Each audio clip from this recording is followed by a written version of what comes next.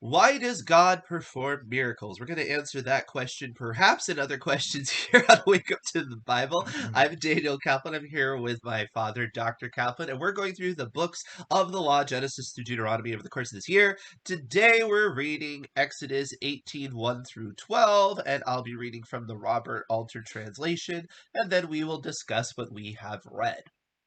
And Jethro, priest of Midian, Moses' father-in-law, heard all that God had done for Moses and for Israel his people, that the Lord had brought Israel out of Egypt. And Jethro, Moses' father-in-law, took Zipporah, Moses' wife, after her being sent away, and her 2 sons, one of whom was named Gershom, for he said, "A sojourner I have been in a foreign land," and the other was named Eliezer, for the God of my fathers was my aid, and rescued me from Pharaoh's sword. And Jethro, Moses' father-in-law, and his sons, and his wife with him, came to Moses to the wilderness in which he was encamped, the mountain of God. And he said to Moses, "I, your father-in-law Jethro, am coming to you, and your wife and her 2 sons with her." And Moses went out to meet his father-in-law, and he bowed down and kissed him, and each of them asked of the other's well-being, and they went into the tent. And Moses recounted to his father-in-law all that the Lord had done to Pharaoh and to Egypt for the sake of Israel, all the hardship that had come upon them on the way, and the Lord had rescued them. And Jethro exulted over all the bounty that the Lord had done for Israel, that he had rescued them from the hand of Egypt. And Jethro said, "Blessed is the Lord, who has rescued you from the hand of Egypt, and from the hand of Pharaoh, who rescued the people from under the hand of Egypt. Now I know that the Lord is greater than all the gods, for in this thing that they schemed against them." And Jethro, Moses' father-in-law, took a burnt offering and sacrifices for God, and Aaron came, and all the elders of Israel with him, to eat bread with Moses' father-in-law before God. All right. So, we have the reintroduction of Jethro, Moses' father-in-law, who is about to play an important role, but this is just the beginning of that. But getting back to our original question that I was posing, why God causes miracles. Well, one reason we can clearly see here is to show who he is working with, right? It's to indicate to an outside audience as to who God is working with. And what that means is a miracle to an outside observer needs to look like something that is incontrovertibly, I can't say that word. It is undeniably, I'll say that, undeniably supernatural, because that's the point. The point is for them to think the only way that it could have transpired in that way is through an act of God. So that is why I tend to be very, very concerned when people will ascribe miracle to something that is merely maybe a bit hard to explain, or uh, a little, seems like it could be supernaturally involved. I truly believe a miracle is when you really have no other way of looking at it. It is like just so obvious.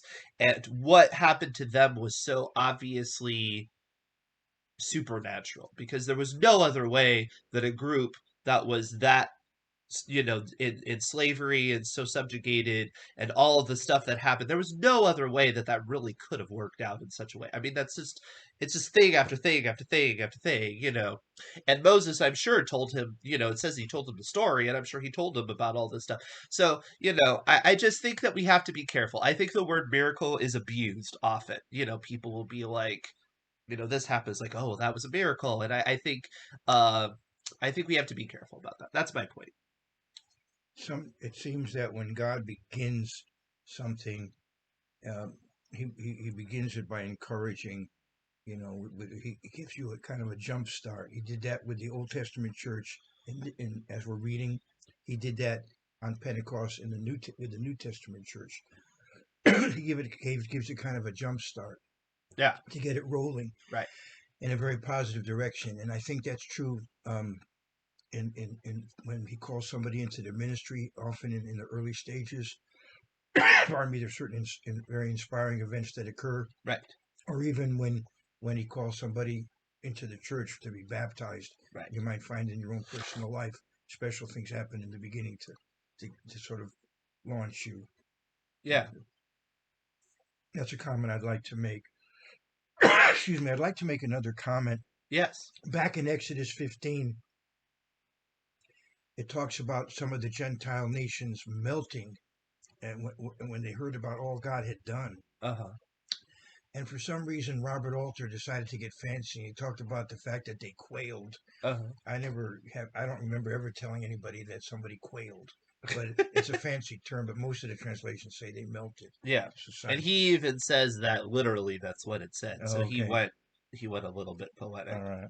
Yeah. He was willing to admit that. Like, well, he usually points out his Now, I want to choices. mention regarding I think the New Living Translation does a good job here with this section because it's plural. When it talks about sending her back, the sendings are plural. So he sent her evidently and the kids and the children back. Well, maybe they're not kids anymore, but Uh-huh. his children and his wife were sent back. It was a plural sending, Right. and so they all come back. Zipporah comes back with Gershom and with Right. Eliezer, Yeah. and the question is, I would say, at what point did he do that? It may be that once they crossed the Red Sea and had come to Sinai Peninsula, he sent them on ahead to visit with his father-in-law. Some people feel like he sent them back with their circumcision incident. Maybe they never even went to Egypt with him. That's not necessarily the case. It could be that they did go to Egypt with him, but then he sent them back. But once he crossed into that area, he said, Right. "Go on ahead and visit your family." That could be the situation. So it's a question. Right. Either you could think maybe he was protecting his family from what was going to happen because he was going to go there and it was going to be a lot of turmoil, or like you said, maybe they just went ahead. Another It's thing, possible. Yeah, it's interesting. some commentaries, or at least one I read, and maybe more, believe that this is out of chronology, but because of something you're going to read late, we're going to read later. But that's not necessarily the case. I would defend it as being Chronologically accurate. chronologically where it belongs. Okay. But Well, we'll get to we'll that. get to that. We'll Yeah. get to that. One other thing I wanted to say, if you don't mind, Well, of in course not. in the 12th, if you look at Exodus 24, Yeah. which we'll get to, when Moses offers the sacrifice, he sacrifices to YHWH, to the eternal Yahweh, to Adonai Hashem, because the Israelites had that kind of relationship with God. On the other hand, when Jethro sacrifices, he sacrifices to Elohim in verse 12. His relationship to God was somewhat different than the covenant people. Jethro, you're talking about? Right. Yeah, well, Jethro sacrifices to he Elohim. says that now I know the Lord is greater than Right. all the gods, which implies that he had I guess henotheistic or Maybe. something like, Maybe. it could be that he's referring to it as it does in the Psalms, which is all the Right. gods, Right. Right. or it could be that maybe he was somebody that was. I think I got this from a rabbi somewhere listening to different commentaries. But, he was the kind of person that was kind of learned in different religions and stuff. And now he's kind of landing on the right one Right. Yeah. after I would say. experimenting, as it were. I He would. was a bit of a dabbler. There's a sect in the Middle East. There's a group of people that are known as Druze, and they're basically an ethnic group now. They marry among themselves, Uh-huh. and they believe they're descendants of Jethro, Interesting. and they have had a good relationship with the Jews. They fight in the Israeli army, and so on. They're very loyal citizens of Israel, and the Druze consider themselves to be descendants of Jethro. I came across a Druze in 1969, and he he insisted to me speaking in Hebrew. There was a group of us. He said, we are not Arabs, we're Druze, and there was a some kind of a grave of one of their saints that we wanted to enter into this cave, and he said, believe alayim, without shoes, take off your shoes, which we did before we went in. But it was an interesting experience meeting up with that Druze fellow. That was way back in 1969. Yeah. Now there is an interesting word choice going on here because it says, and Jethro, Moses' father-in-law, took Zipporah, Moses' wife, after being sent away, and her two sons. Well, they're his sons too, right?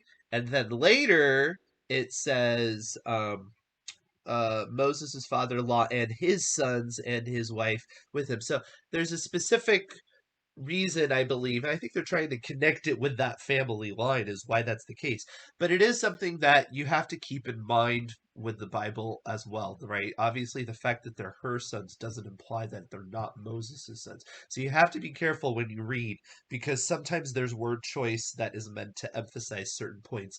And if you try to flip it, you try to use the logic, well, why is it saying her son? Doesn't it mean it's not his son?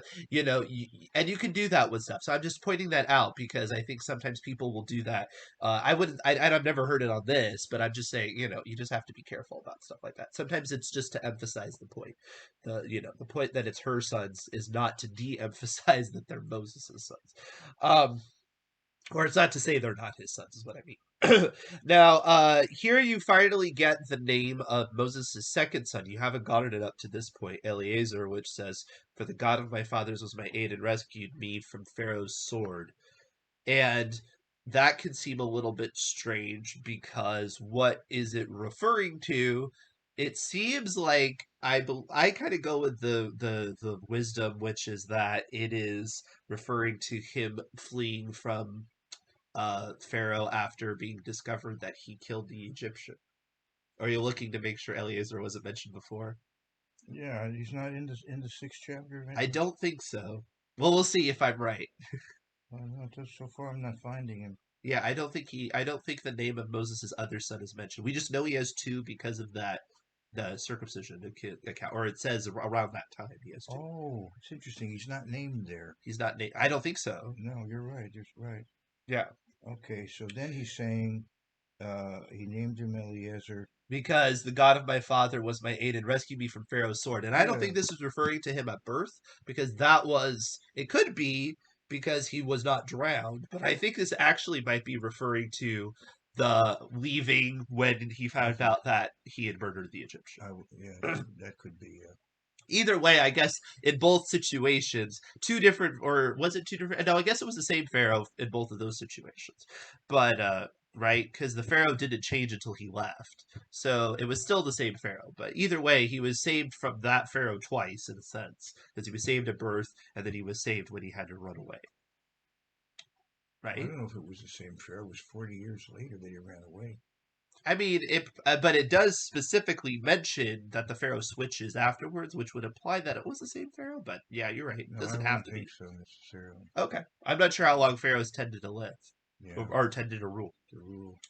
Now, I would say this: the fact that he mentions the sword of Pharaoh would be imply of the later That's what I'm saying, episode. yeah, Yeah, because the other one was a was drowning. a drowning, Yeah, yeah. Although it was through coercion, so either right, way it kind right. of works. So. Okay. um, but what was I gonna say too? Well, one other thing I'd Yes, like to say: there are cultural things in the Bible. I never kissed my father-in-law, he never kissed me. But if I had lived in the Middle East, very likely I would. right. So there are certain cultural things that are there, and they're worthwhile to know about. But it doesn't necessarily mean that we're going to actually, in every way, mimic.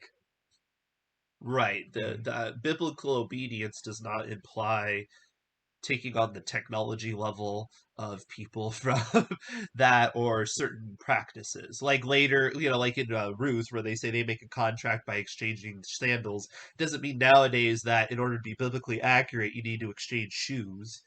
Also, That's just. I want to mention Moses in Numbers 12 was the humblest of people, and here he bows to his father-in-law. Here he was a leader of, you know, million, maybe 2.5 million, whatever, and yet he bows to his father-in-law. And we're going to get to where, in my opinion, he's honoring the fifth commandment pretty well in just a minute. I mean, I guess it's not really his father, but I think there is All something right, to of that. I think a course. father-in-law does factor. Of course, Jethro was a dignitary. He was Shechem. He was a chieftain of Midian. And then he lived with Jethro for quite some Right. time, Yeah. Right. so I don't know how much of a father figure he was to him. Very likely. Yeah. Yeah, I It's would a think good. so. Yeah. Especially considering how awkward it would have been for him in Egypt, because you would have thought, as the outsider, I mean, if you look at Josephus, they make it out like he makes it out like he was pretty ostracized. He was a good general, but he was very distrusted and all of that. So I would imagine it may have not been until he got to Jethro that he felt like he had a mentor that really had his back and wasn't just skeptical of him or Very something. good. Yeah. It seemed like his mother was more the role in Egypt, and maybe Jethro was more the father figure later, I would say. Hmm. Um, but we do have Jethro here doing a burnt offering and all of that, and then they get together and they eat bread. And this is, building up towards Pentecost, and we've talked about it before. You have manna, you have bread mentioned here, and bread does get associated with the holiday of Pentecost a lot. Um, and it just continues the theme, right? But unlike and I'm not. This could be unleavened bread, but it doesn't say it is. Um, so I wouldn't be inclined to believe it was necessarily. Uh, but we do have a chain. We do have that progression, right? Bread continues to keep coming up as a motif. It is a sacrificial meal, so it's like they didn't serve manna here. This is a sacrificial meal. They have bread. But that's Yeah. interesting because doesn't that imply that they didn't just have manna, that they had ways to make bread? Well, the bread he might have brought the bread, That's true. but it's in connection with a sacrifice. Yeah. Manna does not figure in the sacrificial rituals. No, it does. Well, You know. it shouldn't because it wouldn't Right. continue. Yeah. But yeah, that is interesting. Though it does not. That's actually something I want to discuss when we get to sacrificial rituals. Is some of the limitations because I find that fascinating. So we'll get there though. Got a while. Anyway, speaking of getting there, anything else before we move on? All right, we will move on and find out what Jethro is going to do, which is a major contribution to the story of the early church, as it were. And if you're enjoying these discussions, please like, subscribe, hit the bell, call up your friends, bring up your neighbors, because it's a great year to read the law together. Let's do it. Oops.